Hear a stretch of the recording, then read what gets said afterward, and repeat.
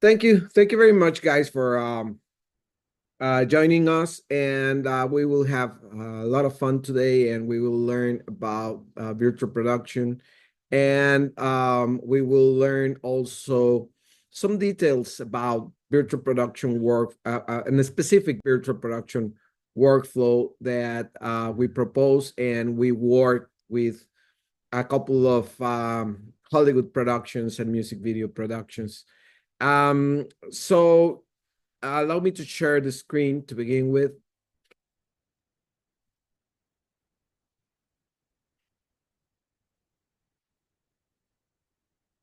So in this chart, we can see the workflow, and it might be a little confusing at first, but we will explain it in detail today, and we will, of course, show some samples of it.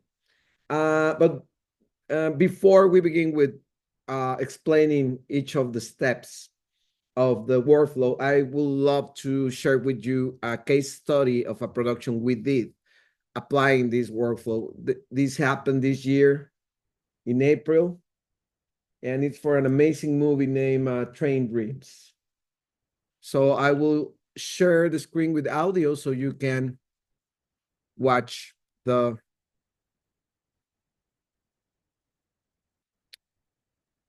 case study, okay?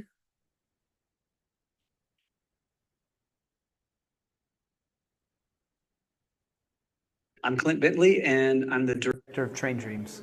Talk to us a little bit about the movie. Train Dreams is a movie based on the novella by Dennis Johnson, and it stars Joel Edgerton and Felicity Jones in a story about, it really tells the story of this one man's life, Robert Grenier, who's a logger and an itinerant laborer who lives from, the early 1900s until the 1960s, and sees the world just completely change around him as his whole industry of logging and kind of expanding westward, as all of that becomes mechanized and industrialized, and he kind of feels life pass on beyond. Okay, well, I want to talk a little bit about the story of Train Dreams project. It was an amazing project. And I received this call from Bosler. Sorry, guys. Sorry. And after I this learned call, that they had this very interesting project regarding there it is. forest fire. Sorry about that. So they asked us if we could do. Talk to us a little bit about the movie. Train Dreams is a movie based on the novella by Dennis Johnson, and it stars Joel Edgerton and Felicity Jones in a story about, it really tells the story of this one man's life, Robert Grenier, who's a logger and an itinerant laborer who lives from, the early 1900s until the 1960s, and sees the world just completely change around him as his whole industry of logging and kind of expanding westward, as all of that becomes mechanized and industrialized, and he kind of feels life pass on beyond. Okay, well, I want to talk a little bit about the story of Train Dreams project. It was an amazing project. And I received this call from Bosler Studios. And after this call, they say they had this very interesting project regarding forest fire. So they asked us if we could do virtual set assets and in-camera VFX about this huge forest fire. We flew to the actual studio to work directly with their rendering nodes and media servers.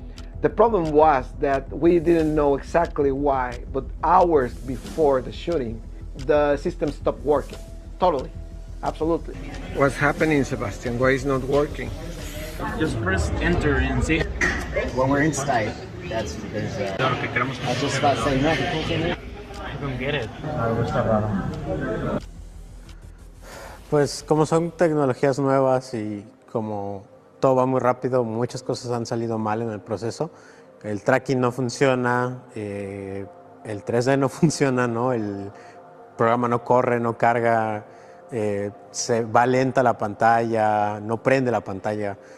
Van muchos problemas en el proceso. And we were trying to figure out what the challenge, what the problem was. Every project has some unique issues. In this particular case, this recent project, we had some shooting at some special frame rates, which are really interesting. And so, we're rapidly adjusting. So it might be an Unreal Engine, it might be exporting very 12K plates, but being able to do that rapidly on the spot. So having their team critical part of the process with integrated here at every stage is vital.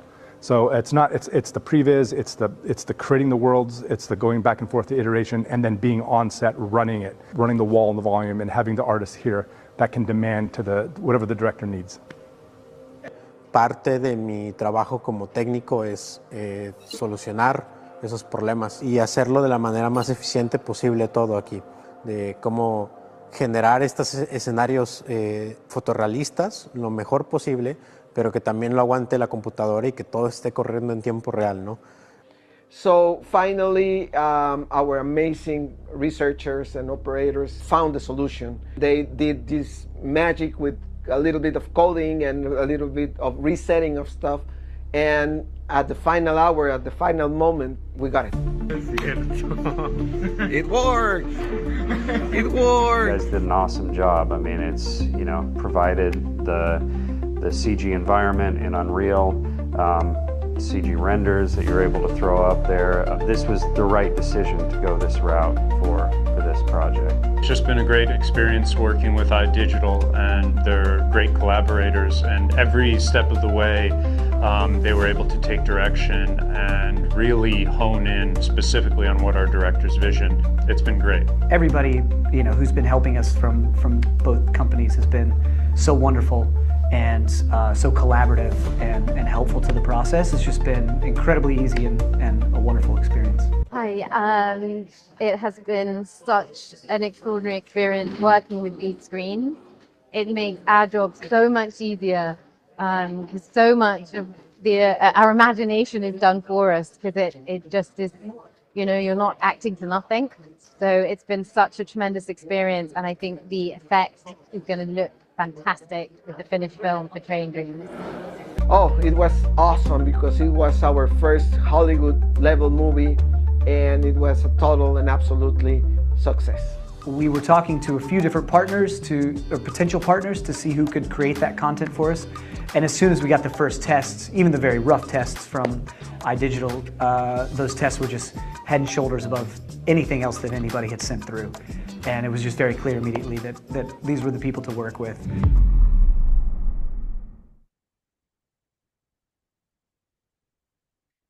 Okay, guys. So this was an example of the how we did apply the new workflow for virtual production in this amazing production. And of course, the challenge was huge because, as you saw in the video, we had to do this forest fire that looks realistic, and it was a huge space. It was a huge forest because actually the actress Felicity Jones run in the middle of the fire, and she even jumps to a cliff. So it was a big challenge to set up all this environment and to set up this realistic fire that also it was a challenge to allow the camera move around all this environment. So I don't know if you guys, any of you, have ever been in a volume before. If you do, please share. You can share it, directly with audio, or you can share it in, of course, in our chat. But I want to explain in general the workflow and what's the difference that we propose with this workflow, and then we will go in a little more detail inside this workflow. So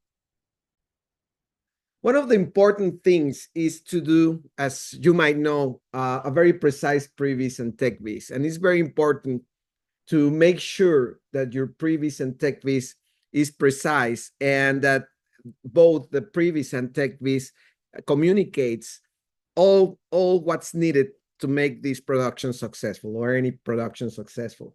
And it's very important, of course, to be absolutely in the same track, in the same mindset with both the director and director of photography, and also, of course, the production designer. So that's why it's very important to stress out in the previs and tech-vis.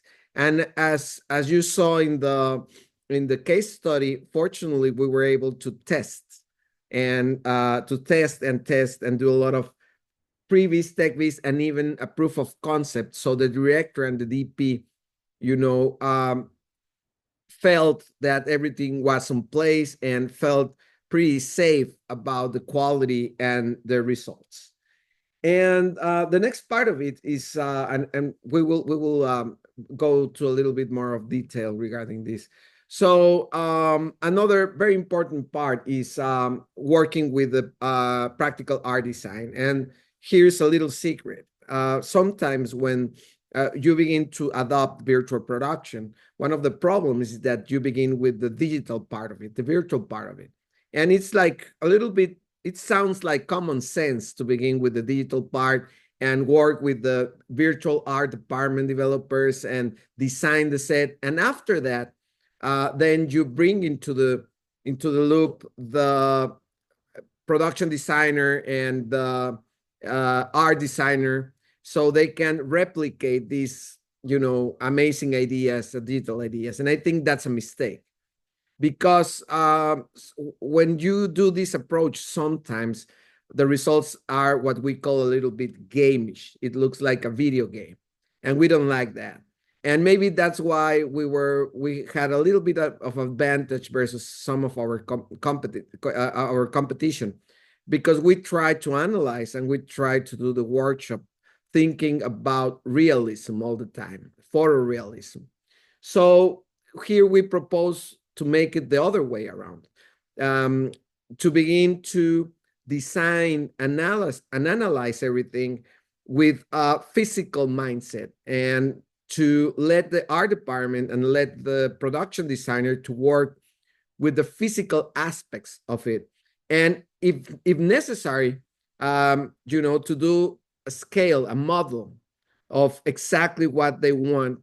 And then the virtual art guys, the virtual art department, do their techniques to replicate these ideas. And one of the main techniques to replicate these physical ideas, of course, is photogrammetry or Gaussian splatting or NERF. And I will explain the difference between photogrammetry and Gaussian splatting in a moment. And then we also always try to separate the actual inanimate, non-organic objects from the organic ones, such as metahumans, creatures, animals, because it's very different. The design and the study to make credible humans and creatures and animals and even forests and trees is very different from artificial objects. So we try to divide and separate our teams between the traditional virtual art department of inanimate objects and artificial objects like architecture, like furniture, like props, versus the virtual art department for metahumans, creatures, organic art, and animals, of course. So that's another tip. And of course, we also work a lot with special effects. The philosophy is exactly the same. We try to do the special effects, and I mean the practical special effects, like explosions or fire or fog or rain, as physical as possible. And of course, we always analyze and we always balance the budget. That's very important, because sometimes some of the producers, are concerned about using a lot of practical special effects when you have the advantage of in-camera VFX or visual effects. So we try to balance that. And of course, the usual way to balance that and the usual tip to achieve that, it is to make also the special effects, especially explosions, on a scale, on a small scale. And even you can do fires like the ones we use in Train Dreams, practical fires in scale, in small scale. And of course, in the digital world, you can bring them and make it like big. And why is that? The same thing happens with special effects. The reality of special effects, of the practical special effects, is kind of difficult to replicate with digital.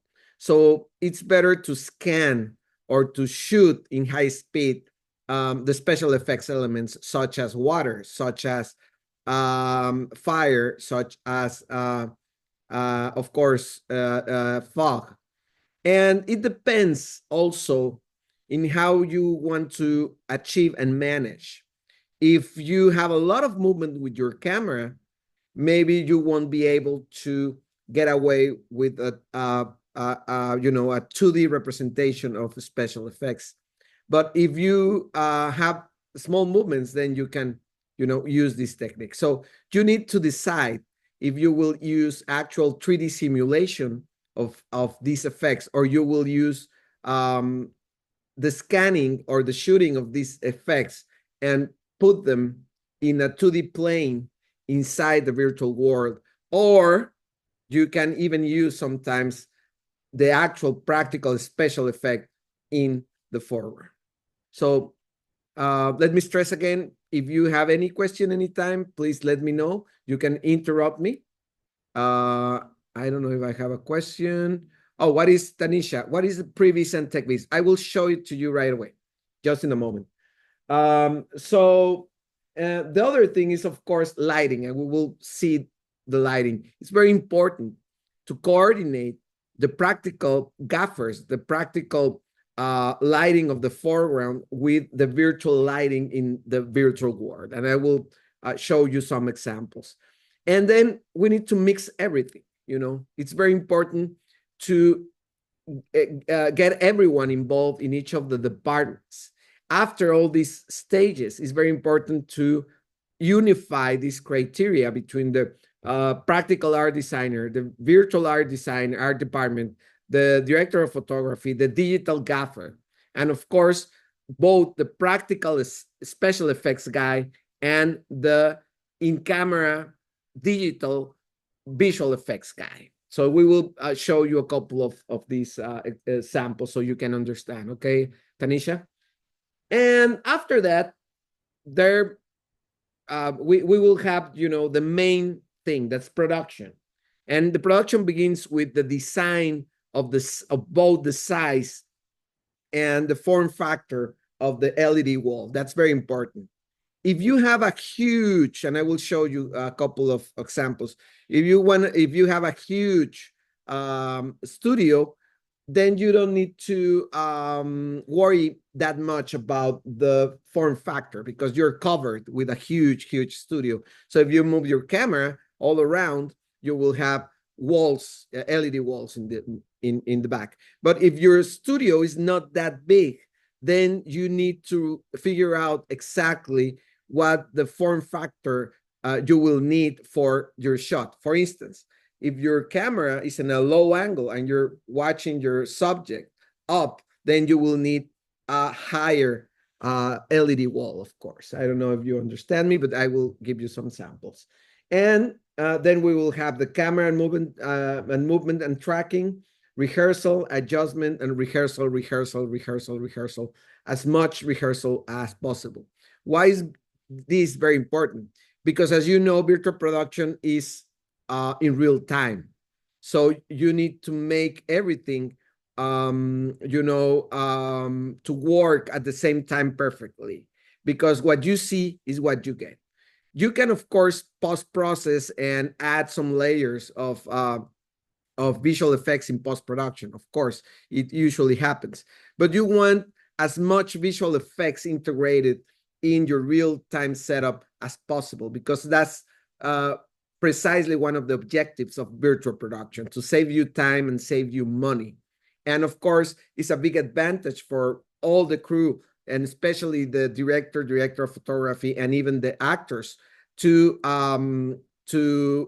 see exactly what you get. What you see is what you get. Is part of the, of course, advantage of virtual production. So, and then we have color, the usual thing to match the background color, the LED wall color with your camera sensor, and of course the work of your DIT.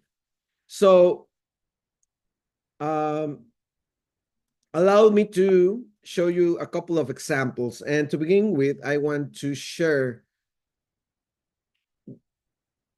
these samples. So to answer your question, Tanisha, we will see what's previs and techvis. Let me show you this short video. I'm going to 3D scan a little piece of my office here using an iOS app called Polycam, and then show you how to bring that into Cinetracer. So step one is to download Polycam onto your iPhone. And when you first turn it on, you're just going to see a camera, and you'll be able to just start walking around and generally point the camera at the location you're going to scan, and it's going to automatically take the photos for you. From there, you can choose what resolution you want. I chose full, and then it's going to upload it to their server and start turning it into a 3D model. It's done about an hour later, something like that, maybe less, and there it is. Pretty cool, right? The best part is that it's to scale. There are some issues with it, but it's pretty detailed, depending on how well you scanned it. From there, I'm going to export to OBJ, and I use Google Drive. You can also use Dropbox or something else. You're going to get a zip file with an OBJ file and a bunch of maps. We're in Blender now. We're going to import this into Blender and check it out. I have a video on this process in more detail if you want to check that out on YouTube. And there's the model without the texture, but we click our little button, and yeah, it looks just like it did on the phone, and it's pretty close to the real location. We're going to move it up out of the ground, and we're going to hit Control A and apply all transforms. This is for Cinetracer. Then we're going to hit Tab, go to polygon mode, hit A to select all the polygons, and we're going to go to set from faces. This is going to fix the normals that come in from Polycam. This is ready to go to Cinetracer now. We're going to export as FBX and bring it right in. Find the file, and we have our location scan. Next, we can add our metahuman and start doing some work on this one. I'm just going to build a little scene here, adding a camera, sitting down, kind of changing the head pose a little bit. And there's a big hole in the wall, which isn't great, but for now, I'm just going to stick this wall behind it and just try to roughly match the color.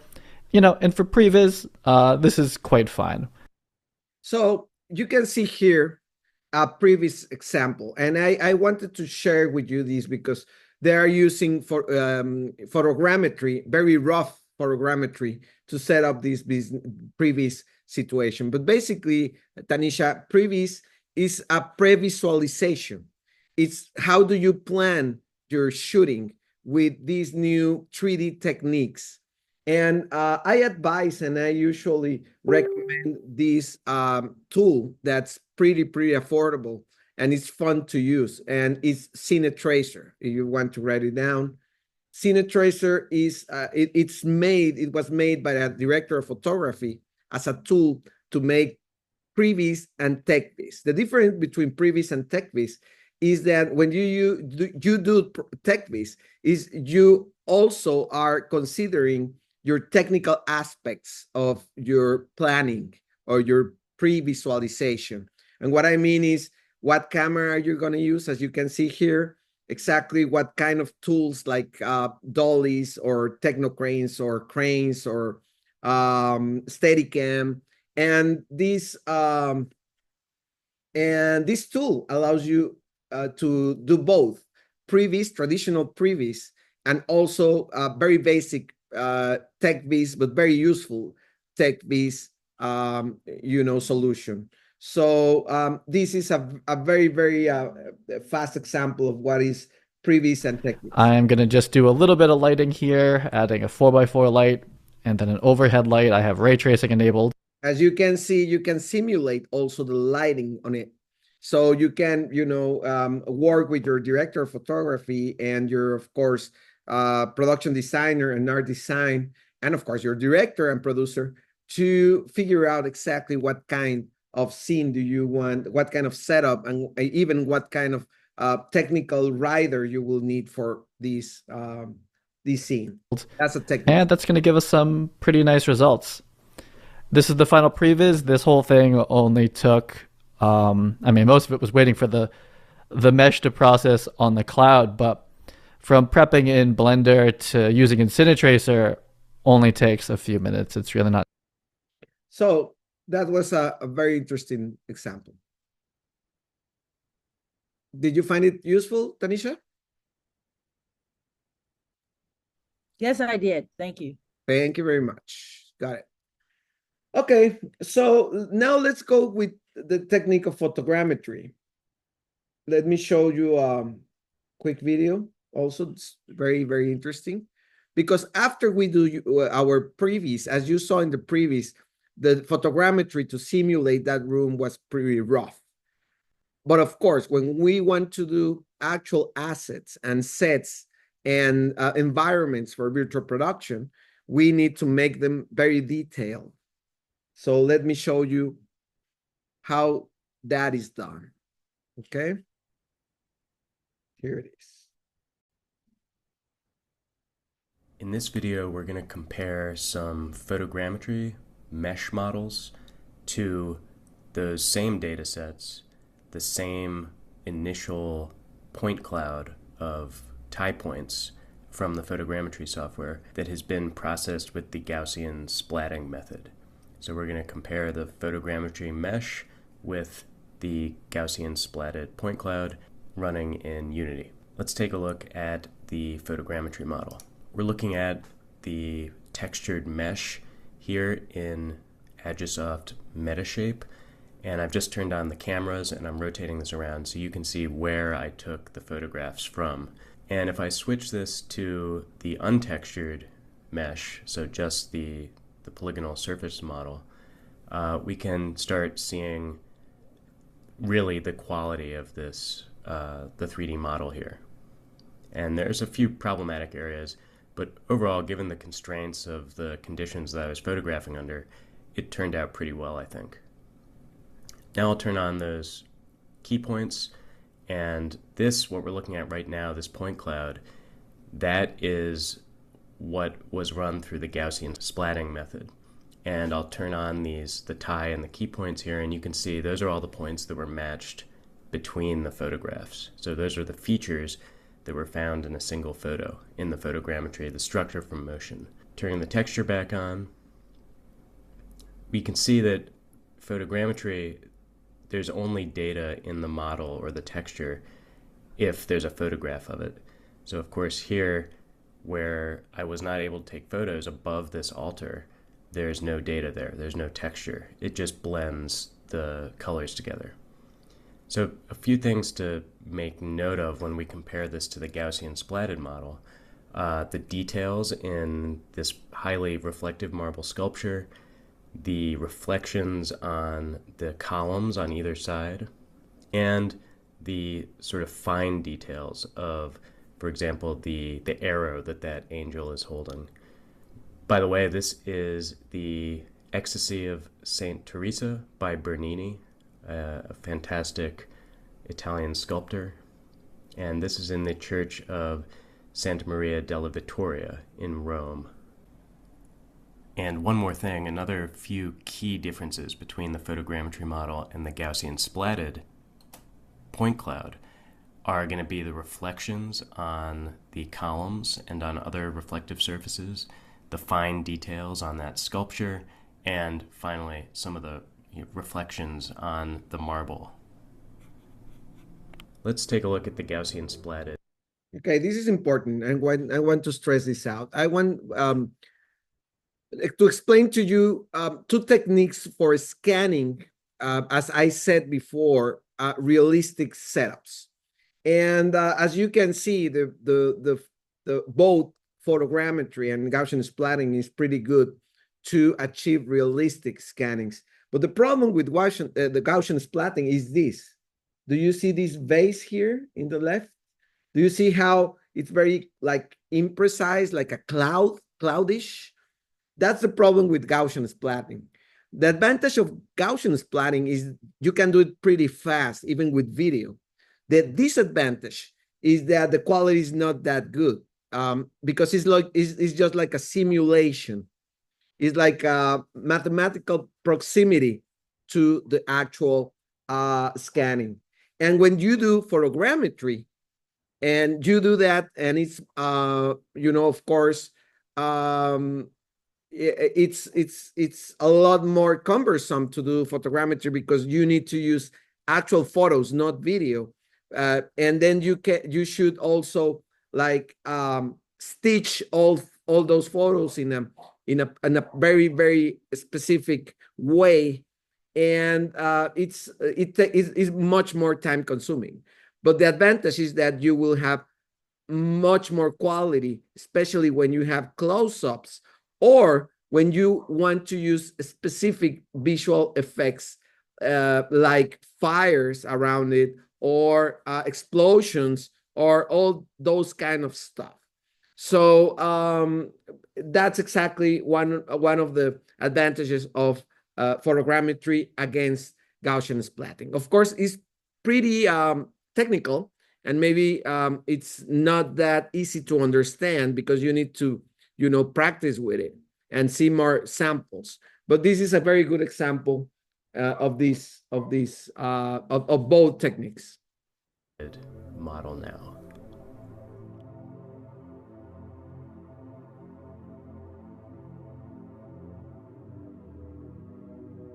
Do you see like little clouds around? Is part of the artifacts of Gaussian splatting. Look. So as you see, it works. As you see, it works much better for environments and assets that you will have farther behind. If you don't need that much of detail, and if you won't use like visual effects, and then you can, of course, use this technique more easily. Okay, is that clear? Any questions?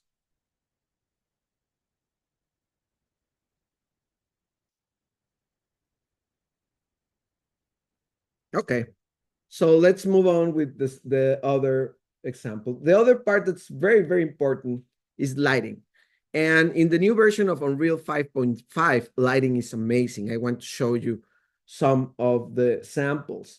And of course, part of the new challenge for DOPs, directors of photography, is to learn exactly the way lighting works with virtual environments. So they can work with both the practical gaffer, the traditional practical gaffer, and the new digital virtual gaffer. So let me show you an amazing demo with some samples, okay?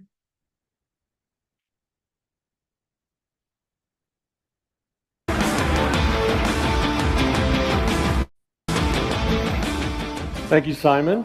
Hey, Victor. Hey, everyone. Let's jump right into it. When we look at where to take Unreal Engine in the future, we start with the user, asking ourselves how the tools and the tech get out of their way as they bring their ideas to life. One challenging limitation for our creators has been the cost of shadow casting lights. To that end, we've developed new technology that enables artists to use orders of magnitude more and higher quality light sources than ever before. Let's take an early look at this new feature we're calling Megalights. And who better to guide us through this experience than our intrepid explorer from Lumen in the land of Nanite, Echo. Let's see what's up ahead, Victor. Always something new to discover. Before we get into the details of Megalights, I first wanted to talk about this environment. built using a suite of brand new assets from the Quixel Megascans library. We've also partnered with Kitbash 3D. They're an awesome resource for 3D models and materials. You can soon find many of these assets on our new Fab Asset Marketplace if you want to use them in your own projects.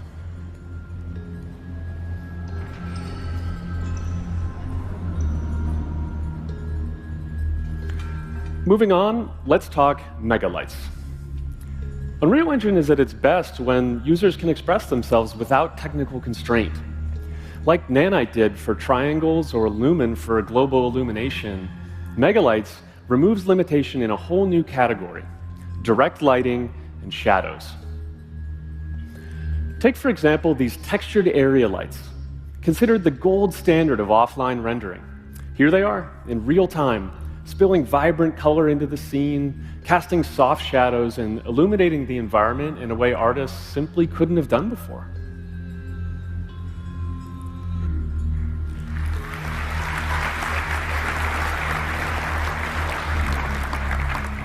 And a whole new tool in the Creator's Toolkit is huge, but that's not the only way Megalights makes things better. Let's see what's next. Hey there, little guy. Who are you? So it looks like Echo has found herself in quite an interesting marketplace here. It's just about to open for the day. Let's turn on some of these shop fronts and see what's for sale. There's something missing, though. The scene, it's flat, it's undefined. Let's turn on shadows, but not just for a few important lights, for every single light in the entire view.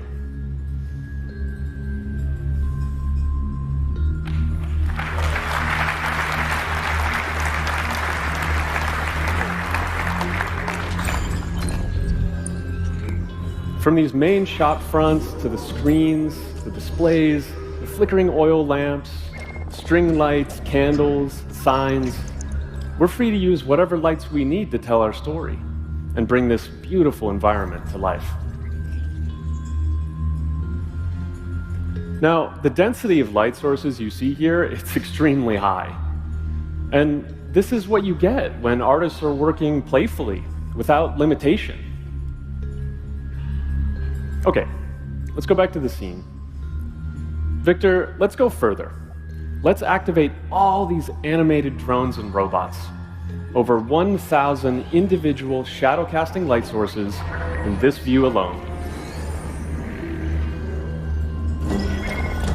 Wow, like little fireflies. All of these lights, they're movable, dynamic, scattering through the volumetric fog, and Megalights handles this impressive scene without missing a beat.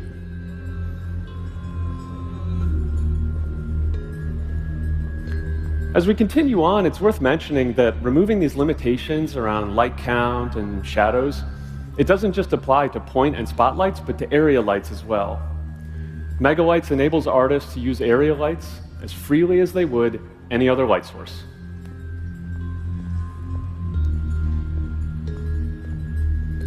Now, whether you're using textured area lights, light functions, crisp shadows, or lovely soft shadows, you can have huge numbers of lights of any type in whatever configuration works best for your scene. Now, as we send Echo off on her next adventure, we should mention performance. What you've seen here is running live on a PlayStation 5. Megalights is included in UE55. It's an experimental feature in 5.5, and you can also check it out on the expo floor if you want a closer look at all the pretty pixels.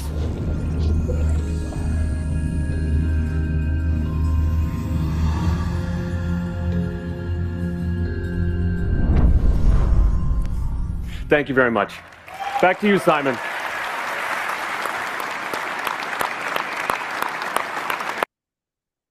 So, as you can realize, lighting is very, very important, and you have a lot of amazing tools in the virtual world with Unreal 5.5. And we have a last video tutorial because a lot of people ask me about AI how can you apply AI, artificial intelligence, in virtual production? And of course, you can. And there's a couple of tricks because when you have virtual production, you have two workflows, two ways to do it with full 3D. And what I mean is, as we saw, to scan or build 3D environments, full 3D environments that you can go all through it. And you can, of course, move around, and you can use any perspective or any camera position on it. And you can, of course, do what we call the full parallax. And parallax is the actual 3D effect that you get when you move around things. As you maybe realized before, the foreground objects are in an apparent bigger movement than the background objects, and that effect is named parallax. And of course, if you have an object like this one and you move around it, then you will see the side of it, and that's a full parallax 3D environment. But sometimes in some productions, you can get away with 2D backgrounds, such as plates, traditional plates. And the rule is that if you have something, farther than 90 feet to 120 feet away, then, of course, because of the camera movement is not that big in some situations, then you are usually not able to watch, to see the sides of any object. So if you move like this, look, it just, transforms a little bit. So you can do a trick named 2.5D, when you have these 2D layers, one behind the other, and then you can do this false parallax. And I will show you an example of how can this be achieved with to join my masterclass. So many people have already joined, so that makes me really happy. Also, where to do is just save this image and just make sure that you use another image. First thing to do is just save this image and just make sure that you also, when you generate something, that it's in 16:9. Then we go to Zoe Depth, and the link of this is in the description. And here we can just upload a image. Here you can create a depth map, and here you can also see what the software does. For now, we're going to go to image to 3D, and here we're going to add the layer basically. Then we're going to check the keep occlusion edges on, and this will basically create a better result. If we now submit it, it will create a 3D mesh. And we can already check our end result out here. As you can see, it's a bit dark, but we can zoom in and we can even twist this a bit to see if there's already depth to it. And as you can see, it already shows depth to it. Now, of course, if you really move it too far like this, then you can see it break down. And for example, this blossom tree, it's quite hard for the image to generate a 3D mesh. But for example, with this little house, it works way better. So for some images, it doesn't work perfect. So you just need to test this out. Now we can just download it by pressing the download button. And let's now jump into After Effects. I'm gonna create a new composition in After Effects. And just one thing that you need to make sure is that you have the latest version of After Effects. Because the feature that we're going to use is basically a 3D importer, and that's only available in the latest version of After Effects. If you run the beta version of After Effects, that's also perfectly fine, because then you're also on the most recent version. Now you just have to check if it works for you, because again, this is already 2 versions back now as of recording this. So it might work in your version, it might not. I'm gonna create a 4K 25 frames per second and just make sure the 3D render is set on classic. And then I have a composition. Now we can just drag the file that we downloaded. We can just drag it in After Effects. And now we can just drag this in our composition.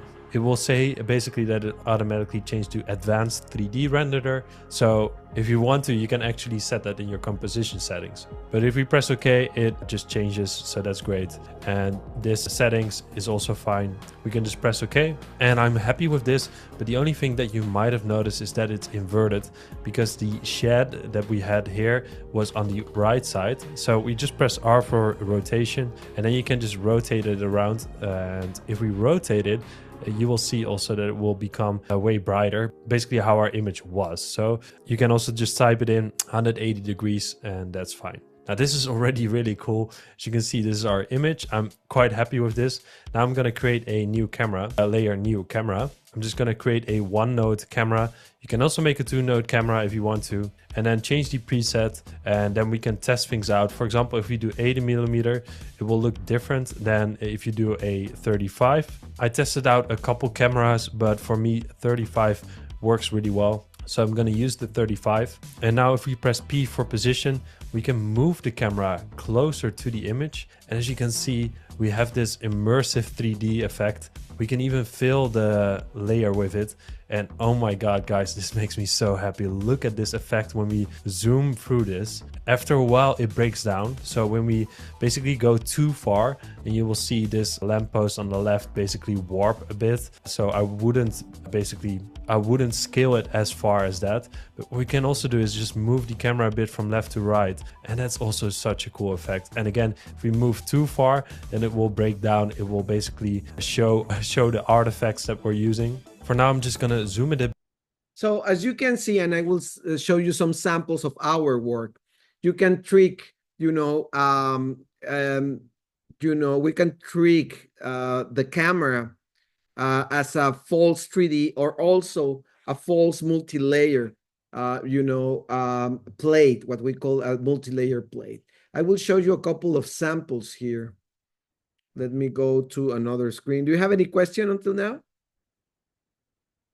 Okay. I have a question for you, Gabriel. Yes, please.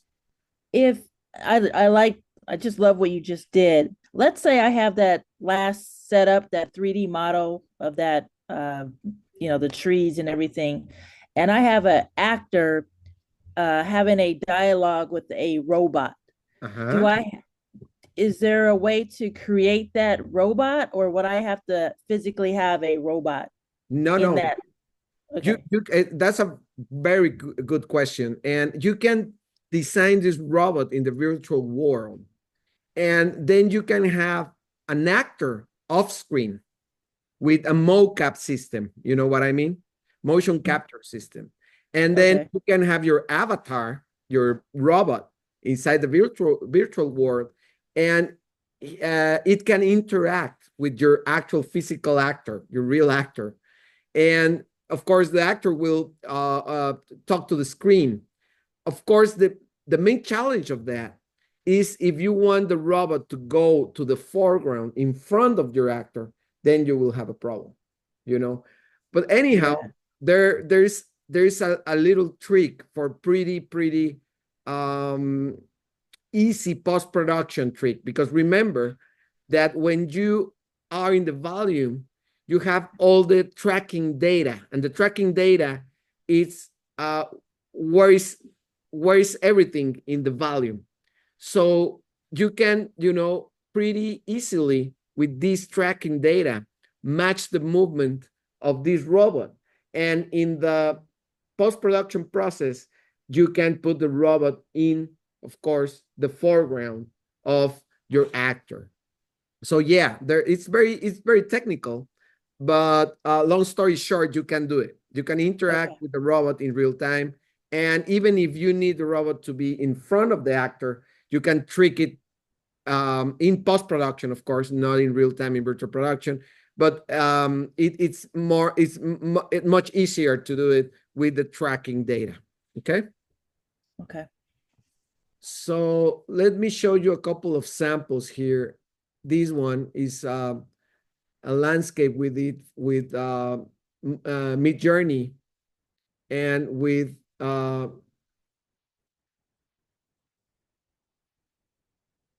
you can see it here with Midjourney and with After Effects. And as you can see, we have movement in the water and we have movement in the breeze and the clouds all around. Of course, it's very Lord of the Ring-ish, but it's really nice. And everything was done in After Effects and Midjourney. A little bit of Photoshop, of course. Another thing for you to notice is that we usually do a very wide aspect ratio for virtual production using this technique, because if you apply it to an actual LED wall that's round, you will need a huge aspect ratio so you can be safe with your camera movement. You know what I mean? And of course, the other challenge is that because it's a very big aspect ratio, you will need a very, very, high resolution image, a very high quality image. We usually design everything to work between 10K and 25K, and it depends on the size of the volume. For instance, we have this partnership with Trilogy Studios in Dallas, and this studio is huge.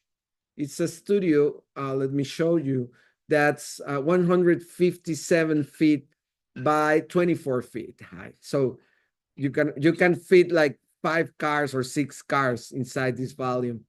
So it's huge. And the actual resolution of this volume is 25K. So the challenge, of course, one of the main challenges of our developers is to be able to develop or design these huge environments, both in 3D or 2D.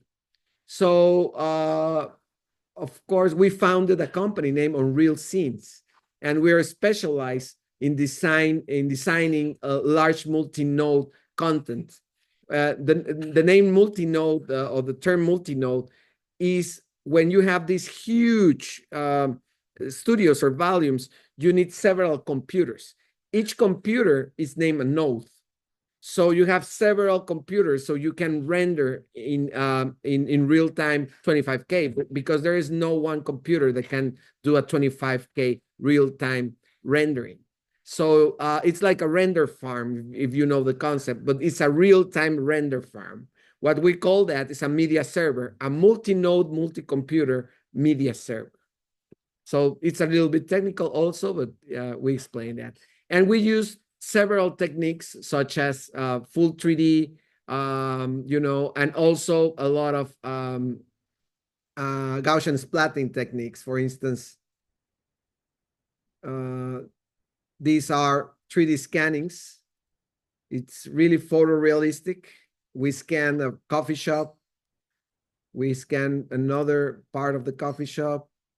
We scan here and Coffee Alley, very interesting, with some stairs. And a lot of people ask me, so that's video? No, it's not video. It's actual 3D object, so you can move it around.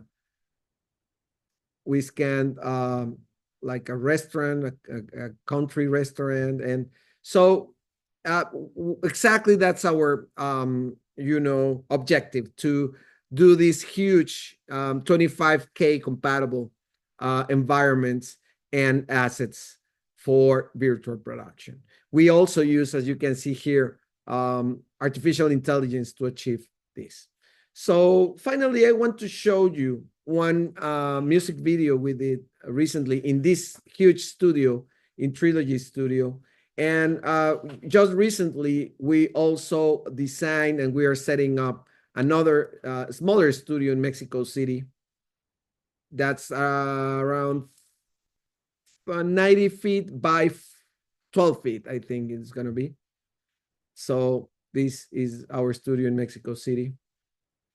And soon enough, we will have a partnership for a new studio in Anaheim, California. So it's very interesting. So allow me to show you this music video we did in the huge studio in Dallas, Texas. After the music video, you can see a little bit of making of this music video.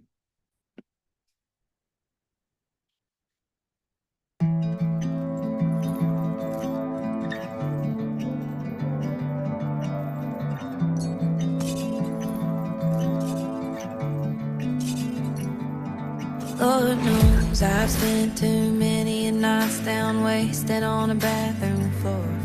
Lord knows I've loved too many lies to not believe in love anymore. Lord knows I'm headed down a path that'll have me on the wrong side of heaven's door.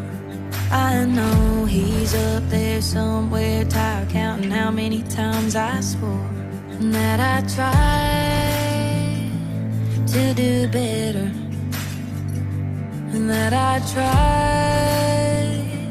to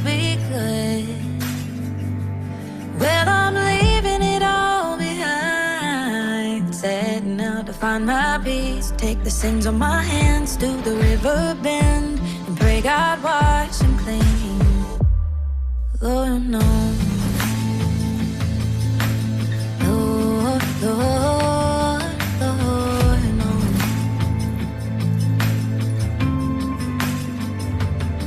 Lord knows if Mama knew the things I'd done, she wouldn't recognize the woman here now. Lord knows it was more than my pride that convinced me that I was alone and figuring it out. Lord knows I've let the devil and his fleet toss anchor on sacred ground. I know they're down there somewhere, I can feel the heat of the fire as they shout, and that I'll never be better, and that I'll never be good. Well, I'm leaving it all behind, setting out to find my peace, take the sins on my hands to the river bend and pray God wash them clean. Yes, I'm leaving it all behind. Jesus gonna set me free. He'll take the sins on my hands to the river bend, and there he'll wash them clean. Lord knows,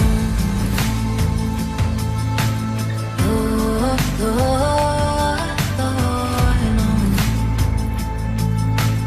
Lord, Lord. Yes, I'm leaving it all behind. Jesus gonna set me free. He'll take the sins on my hands to the river bend, and there he'll wash them clean. Lord knows.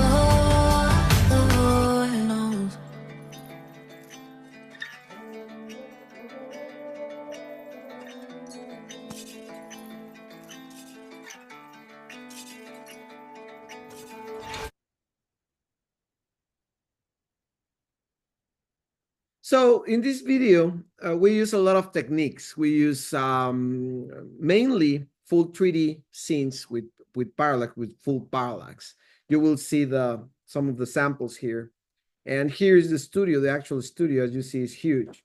We also use 2D plates, a little bit of multi-layer 2D plates. We didn't use artificial intelligence in this one. And but we did a lot of environment special effects, as you saw, like rain and fog, as you can see.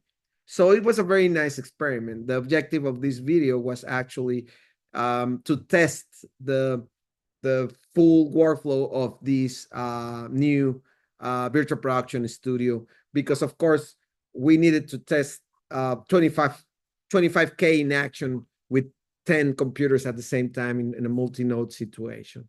Okay, guys? So, well, basically this is it. It was a pretty fast webinar, and I wanted to cover all the workflow regarding virtual production.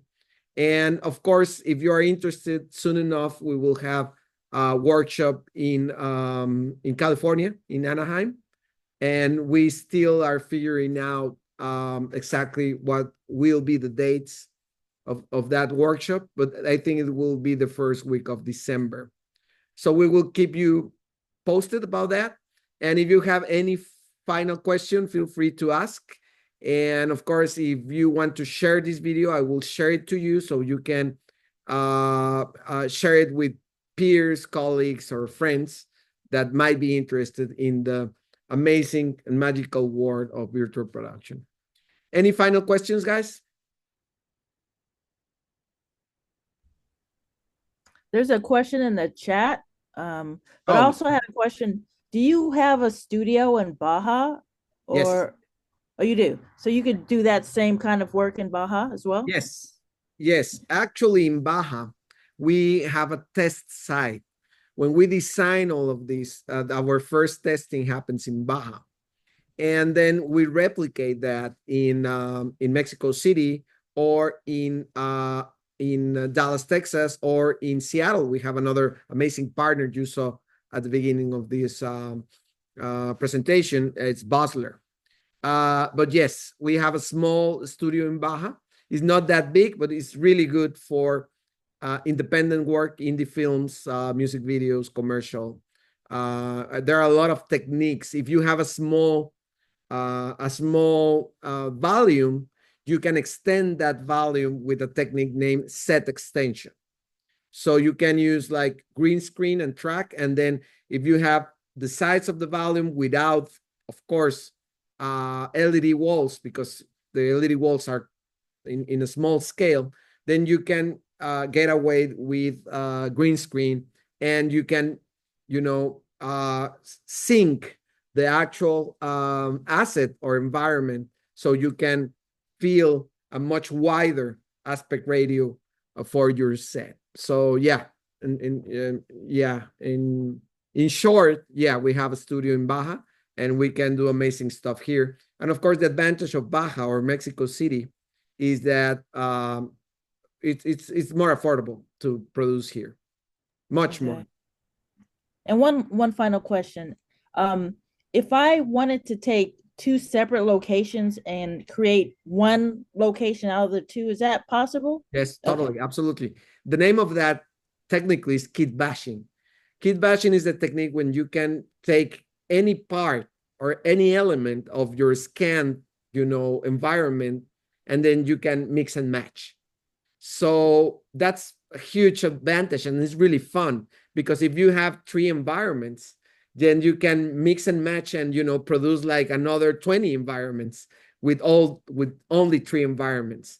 So it's very similar. If you are familiar with the art department or production design, if you have this warehouse in Hollywood, the art department go to the warehouse and pick stuff, so they can kit bash and transform and repaint and weather and this and that, so it can be used in another set, of course. So yes, in short, you can mix and match environments, or even put them together. Cool, thank you. Andy, what type of Gaussian splatting pipeline are you using to scan and create the 3D scene? Well, that's a very technical question. I don't know if Sebastian is here, but he's our main developer. We use a lot of a couple of softwares. One of the software that I really like now is Reality Scan. That it's the Epic one, the official one. But there are a couple of software that you can use. Another one that I think is free and you have great results with is Luma AI. And but I think the solution we use is in our own servers, is more advanced. Oh, and there's another new one that we found amazing. We talked with the founder of it. The pipeline, it's do you remember, Maria? What's the name of Bowlinga.com? Bowlinga. Yeah, Bowlinga. Is Bowlinga. Let me share it to you. You should check it out. It's amazing. It's amazing for Gaussian splatting. Actually, we're testing it.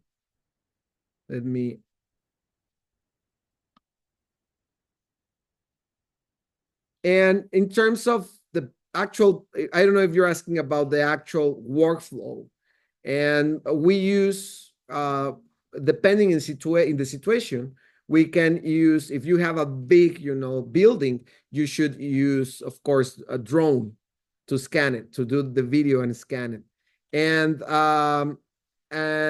of course, if you have a smaller, if you want to scan smaller objects, it's better, if you're doing photogrammetry especially, it's better to use an actual mirrorless camera with a good, sensor. And if you're doing like mid-size, we got great results with the new iPhone, to be honest. The new model of the iPhone, it uses also the LiDAR to do a lot of tricks. So the LiDAR is a laser that the iPhone has. So we got great results. And also you can use an experiment with GoPros and even, Insta360 cameras. So yeah, there are a couple of pipelines. It depends on the quality you want and the time you want to spend doing it, okay? Bowlinga, yeah. Okay, guys, any other question? Okay, thank you very much, guys. We will keep in touch, of course, to invite you to our 1-week workshop. It will happen really soon. And we are really glad for your interest and for joining us today. Thank you and see you soon. And we will send you this link also of this recording so you can share it with your peers, okay? Thank you, guys. See you soon.